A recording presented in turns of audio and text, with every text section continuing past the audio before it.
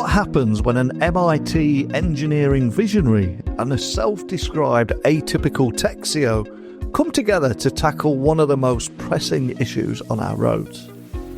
This ain't a joke. Cambridge Mobile Telematics, or CMT, is the world's largest telematic service provider. And it's the result of that partnership, a mission-driven company making roads safer for millions of drivers globally. And with a foundation built on cutting-edge AI and IoT technology, CMT's DriveWell platform collects and analyses data from smartphones, connected vehicles, dashcams and much more to offer unparalleled insights into driving behaviour. And those very same insights are then helping insurers, automakers and governments incentivize safer driving, reducing crashes and rethinking how we approach mobility. So today I'm joined by the CMT and co-founders, Hari and Bill, who are going to share their journey, which began as what they described as being an odd couple partnership to building a huge unicorn tech company that's transforming road safety. And today I want to discuss their measurable impact of their technology, which has reduced crash rates by up to 20% in collaboration with their partners, and how this blend of engineering genius and entrepreneurial vision has fueled their success. From combating phone distraction to addressing the challenges of integrating safety technology into older infrastructures, CMT is undoubtedly at the front of tackling the complexities of modern mobility.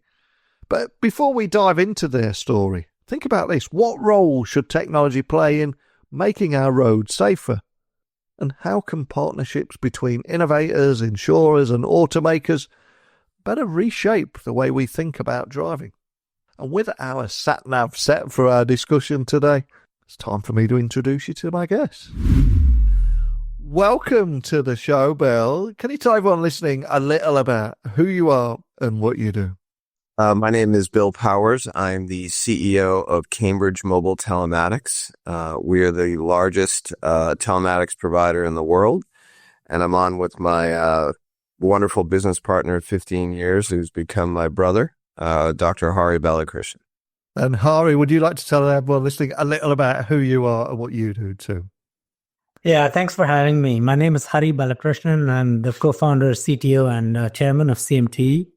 Company we started, Bill and I started with our other partner, Sam Madden, about almost 15 years ago. I'm also professor of computer science and artificial intelligence at MIT. Well, it's a pleasure to have you both on the podcast. And if you don't mind me saying, they're quite an eclectic mix, because we've got a Marconi Prize winning engineer, and Bill, you're a self-described atypical tech CEO. So how did these unique backgrounds and perspectives complement each other and ultimately collide to allow you to build Cambridge Mobile Telematics? Yeah, I wouldn't say collide. We were introduced by some investors in the Boston community, and as different as we might appear to be on paper, we are actually very similar in our thought process, our view of life, our view is of how we treat and deal with people, how we grow, how we collaborate. 15 years is a long time, and I've learned a lot from Hari. And I don't mean necessarily technology. I mean more just how he views problems, how he deals with folks, and how he looks to problem solve. It's really been wonderful. And you often describe yourselves as the odd couple, I read. And whenever I say that out loud, I almost feel compelled to do a Walter Matthau impression and say, Felix, you're driving me nuts. But can you share the story of how you came together? What inspired you to tackle the challenges facing 1.5 billion drivers worldwide? There's got to be a story here, right?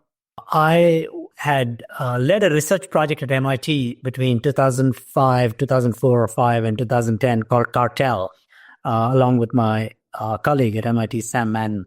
And around 2008 or so, we had got a lot of academic success, and the press had started writing about our project in the Boston Globe, the Wall Street Journal, in particular, one area of it called the Pothole Patrol, where we were using sensors attached to vehicles, mobile devices, etc., in Boston taxi companies to measure road surface conditions.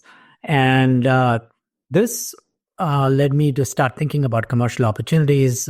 Met Bill in 2009, and he had really. When I first talked to him, it was really interesting because although his background is completely different, these values, we share very similar values. And over the past 15 years, we really just hit it off and learned a lot from each other. I've learned a lot from him about how to think about organizations, about people, about making an impact on the world, on society. And we continue to focus on our mission, which is to make the world's roads and drivers safer. And really this idea of orienting ourselves around a mission and really sharing similar values around intellectual curiosity, around providing a framework, providing the environment so that everyone in our company, as well as our partners and customers, can succeed. Those common values have allowed us to achieve whatever we might have achieved so far. And I really think we should celebrate some of these differences that have propelled your business forward, because Cambridge Mobile Telematics has grown into a unicorn company, which is just phenomenal. I've got to ask, what were the key moments or maybe innovations that helped the company achieve this level of success? What do you think that secret sauce is? I'll answer the beginning part of this. I would say you need to start with really good people. In other words, it doesn't matter if somebody has the best technical skills or the best sales skills or the best product skills. If they're not good people, it just doesn't work. So I would say good people, hard work, and a shared vision. Hari, why don't you pick it up from there? Yeah, I think the people are very critical. So I would say there are three. I think it does start with that, with just having really great people. The second is really thinking about a mission and providing the environment for that mission to succeed, which in our case is to make the world's roads and drivers safer. That is very motivating. It's very compelling, and it allows us to then, there's a phrase that people often use, which is you fall in love with a problem, not a solution. So we've really been motivated by this problem, and over the years have been able to invent and bring to market a wide range of solutions to that fundamental problem of safety and working with our partners. And the third is the word I've used before, which is partnership. We don't view our customers as we would like not to think of ourselves as merely vendors. We think of ourselves as partners who help our business partners and our consumers achieve success. So having a collaborative, partnership-oriented mindset, I think is very important. So just to summarize, it comes from the people, it comes from a very compelling mission allowing us to fall in love with the problem, and a partnership, collaborative mindset rather than a technology vendor mindset. And on this podcast every day, I try and get people thinking differently about areas that are impacted by technology that you don't associate with tech. And driving safety is a global challenge and something you probably don't associate with tech. So I think you guys are a perfect fit for the podcast today. So how do you use technology to address this problem? And what has been the measurable impact so far? Because we often get obsessed by or distracted by technology, but it's that measurable impact that's the belts and braces of any IT project. And you can share around that. Let's just look at the history of automotive technology and cars over the last 15 years. About 15 years ago, there were 1 billion vehicles on the road. Today, there's 1.5 billion. And within the next less than a decade, we'll have over 2 billion vehicles on the road. Now, if you look at the problem of safety, one of the main things that's changed over that 15-year time frame compared to before is the rise of the smartphone. Smartphones have become an indispensable part of our lives, but they've also led to a significant epidemic of phone distraction. I call these phones weapons of mass distraction. People old enough to remember 20 years ago or would know what that phrase means or where it comes from. And the provocative aspect of what we did at CMT is to use the sensors on the phones, the same phones that have led to a rise in traffic crashes. 1 in 3 trips or more have significant phone distraction today, and between 25 and 30% of all car crashes have phone distraction happening within a minute before the crash. So these are significant causative factors. But the same smartphones that are the problem, we can use the sensors on these smartphones as well as on really inexpensive Internet of Things, IoT devices, such as our DriveWell tag device that we invented about 10 years ago, to measure people's driving and to provide incentives such as rewards, such as insurance discounts, such as family safety, such as crash detection in real time with emergency roadside assistance and automated claims processing using this sensor data to not only help people in times of crashes, but to reduce crash rates. And when you bring it all together and you work with partners in insurance, in mobility companies such as Uber, with car makers, and then with the public sector, you can start to make an impact by reducing crash rates. For example, with our partner in South Africa, they have shown, Discovery Insure, they've shown that with the right programs and incentives, the crash rates are 24% lower amongst the users of the program compared to the general population. Our partner in Japan has 18% lower crash rates. And we're seeing numbers that are statistically significant pretty much everywhere in the world. We're in about 25 countries now, and you're seeing this type of an impact. And the reason is that for the first time with the sensor data, accelerometer data, velocity data from these mobile devices and IoT devices, you can accurately measure how people drive and tie it to actual risk. And not only are these factors correlated with risk or safety, in most cases, they also cause the problem. Phone distraction, inattentive driving leading to excessive amounts of hard braking, excessive speeding, way above and beyond what the other traffic on the road is doing. All of these cause crashes. But by making this information available to users and then providing the right feedback and incentives, we can actually lower crash rates. So what we've shown is not only, the traditional ways of doing it are penalties. Like you give people traffic tickets, they have the misfortune of getting into a crash, their insurance premium might rise. For the first time, we brought these products to the market with our partners that provide positive carrots, positive incentives, good feedback to lower crash rates. So our vision and what we've been able to achieve, although we're at the tip of the iceberg and there's a lot left to go, is to make roads safer by making drivers better. And also, your engineering expertise has clearly had somewhat of a transformative impact here as well. You were recognised by the Marconi Prize, for example. So I'm curious, how has that experience helped shape your approach to solving some of these real-world problems that we're talking about here through leveraging technology?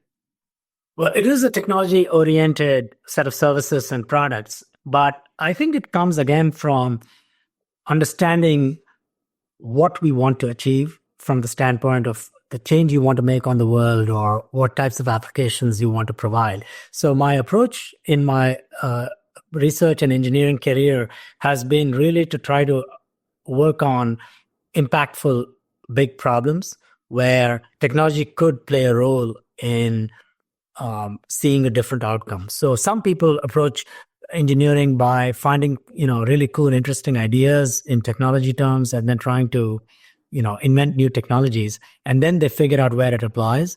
I've had often an opposite approach, which is I start thinking about areas in which one could make an impact and then ask whether engineering ideas or ideas in algorithms or software or AI could be applied to those problems. So CMT was very much born from research whose focus was on improving transportation, broadly defined. That could be traffic conditions, it could be road safety conditions, it could be road hazards conditions on the road, it could be automotive performance. And then from that vision, we developed technologies and then we focused it on safety in the company. And Bill, with an entrepreneurial background and as a sales executive as well, how has your approach to leadership and business strategy influenced the company's growth and customer engagement? Because it's incredible the balance that you've got here. But I'd love to learn more about how your approach has delivered success too. Yeah, I think you'd have to, in order to get a full answer on that, you'd have to kind of go back and look at the experiences I had leading up to it. And then starting 15 years ago when we got together as a company, we really didn't know what we were selling. We knew what problem could be coming. So imagine 15 years ago, many folks didn't have the future of mobility in mind. It was in order to learn where you're going, you have to take a look at where you've been. And I would say Hari and Sam and one of our other early partners, a gentleman named Louis Girard, they had this really interesting vision of where the world was going relative to connectivity and consumer behavior in and around technology. So for me, my revenue generation or commercial view really was shaped through where is the consumer going. And then we would start to have those conversations with customers, not just about here's an off-the-shelf product, but how can we solve consumer challenges? How can we solve distraction? How can we tie that into a business philosophy? So when you bring that back to customer obsessed or partner driven as opposed to vendor driven, there were other companies in our space that started out and they used to say, well, our app is better than CMT's app. And we would politely chuckle, and it's not about the app. It's about the data derived from whatever signal you're gaining from the consumer. And then who are you working with going forward, whether it's an OEM, an insurance company, roadside assistance company, a tech company. So I'd love to tell you that I had a magic, secret sauce or silver bullet, but it really had to do with understanding consumer behavior, understanding the problems we were trying to solve from a potential tech engagement, and then how would that potential tech engagement / consumer challenge translate into what an insurance company would need, or what a government or public sector group would need, or what a roadside assistance company would need. And then when you focus on that lens in a broader world of mobility, then you have lots of different commercial avenues you can take.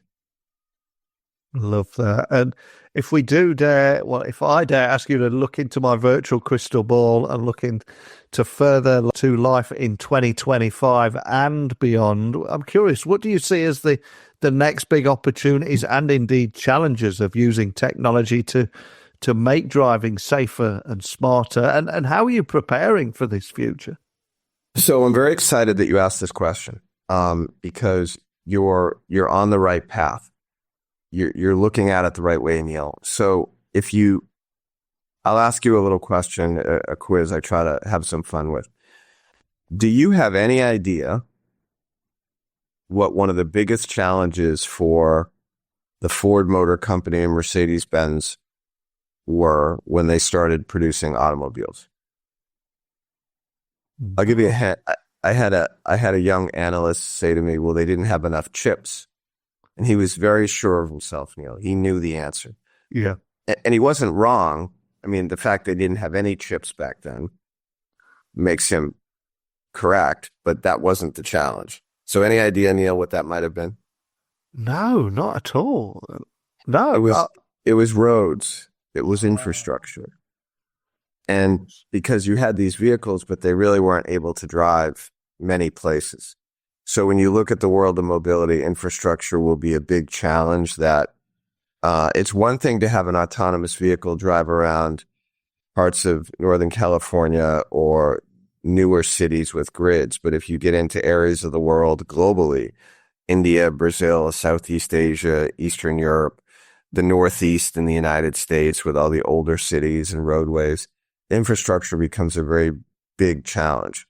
So again, stepping back from the past and looking at what happened to examine our future, we're about the world of mobility, short-term, mid-term, and long-term. So 2025 is very different than 2030 and 35 and beyond.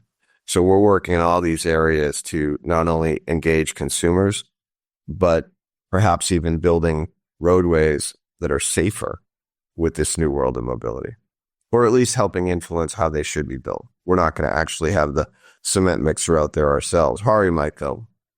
He's a big cement mixer guy. Hari, anything you'd like to add to that answer? No, it's really very important to understand this. I'll just augment it by saying that if you look since 2017, we've had more and more technology in vehicles. And a lot of that technology is for safety. The investment in ADAS over a 5-year time frame, the total investment in assisted driving, safety-related technologies in vehicles has gone up by 250%. It's a phenomenal investment. And the technology also has come down in price. So more vehicles have these safety technologies. But if you look over that time frame at actual crash rates, they have not come down. In some places they've come down, in some places they've gone up. Overall, the reduction in crashes, the reduction in serious crashes has not kept pace with this investment in technology. I call this the vehicle paradox. And there are many reasons for that. And one of the reasons is that actually the vehicles have become more complicated, not less, to operate. Now you have all these different warnings. My favorite example is the thing that keeps me in my lane. But every once in a while I want to move and I have to wrestle with the vehicle because it's trying to pull me back. No, but I do want to move. I'm not saying the technology is all bad. I think it's good. But the human-machine interface is something that has become more complicated. Phone distraction is awful. So we put in these infotainment systems in the vehicle and now we're distracted by those big displays, trying to figure out how to get the map to do whatever. And so I think there are many, many challenges ahead. And I do think its infrastructure is very critical to how the future of mobility will evolve. And I also think that the future of vehicle design relies on understanding that the world is going to be hybrid with respect to different types of vehicles, some human, some partial, some autonomous, coexisting. And last but not least, we cannot leave people outside cars we cannot leave them out of this revolution. 50% of the serious injuries to people caused by vehicles happen to people outside the vehicles. It's about 20% in the US, 50% worldwide. And when we talk about connected vehicles, connecting everything, well, it's connected mobility is a better way to a better thing to aspire to, because we want to take care of the pedestrians, the runners, the bicyclists, and the road workers. All of them have to be kept safe as well. It's not enough to try to keep people inside the vehicle safe. Even that we're not really doing successfully, even though there's a lot more technology. So I do believe very much that technology will make a huge difference in solving the problem, and that will happen over the next several years. But it's going to take a lot of effort, not just making vehicles smarter. Completely agree with you both. There's so many great points. On the topic of those giant screens or those bigger screens inside cars now, I was reading recently that some motor companies are going away from touchscreens and going back to buttons. It's like everything's going 90s. We're going back to buttons and away from touchscreens. And I also spent... So, Neil, hold on, Neil. The 90s were a good decade. I mean, those are some formative years for me. Let's not... Yeah, the 90s, baby. You would be... Come on now. You would be both. Transparent tech as well. That's coming back. It's interesting that he calls those years formative. Yes. Vanilla Ice was a legend. And still is, many will argue. And also I spent some time in Arizona. You were mentioning the road infrastructure there, Bill. And they got all these autonomous vehicles that they're testing on those long Arizona roads. But those same vehicles cannot perform on the kind of roads in those bigger inner cities. So there's a lot of work that still needs to be done, isn't there? Yeah, so technically they can perform. Yeah. The problem is the infrastructure in cities like that changes because there's nowhere. So if you think about whenever there's construction or something, you're dealing with narrow roads that weren't built contemplating what's happening today. And then you've got many I don't want to say that, there's some intelligent vehicles, but there's also a lot of human-driven vehicles. And humans were flawed, we're distracted. And so the severity of accidents in many cases is actually getting worse. Mm. So even if the numbers have gone down, the severity has gone up. And we've got a lot of data where we've seen that happening, particularly during COVID lockdowns. And I think that is a topic we might have to explore on another episode. But before I let you go, I want to end on a bit of a fun note here. We're going to have some fun with you both here. I always ask my guests to leave either a book that means something to them that we can add to our Amazon wish list, or a song to our Spotify playlist. Guilty pleasures are allowed. Vanilla Ice is allowed. But Hari, I'm going to let you go first. Would you like to leave everyone listening with a book or a song? Well, the thing that I've been really fascinated by and listening to recently is a podcast called Empire. It's an amazing podcast on, as the name suggests, empires around the world. It's by William Dalrymple and Anita Anand. Fantastic. Highly recommend. Ooh, nice choice. I'll be checking that out myself. And Bill, what are you going to leave everyone listening with?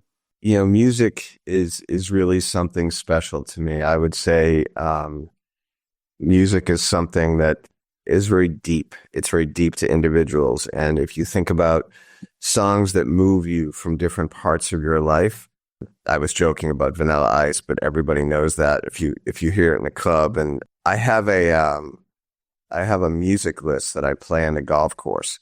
And I think one of the songs that is awesome, and I always go back to, is a song by Bob Seger called "Turn the Page." And I graduated high school in 1985. Hari, that was a long time ago, if you don't recall that.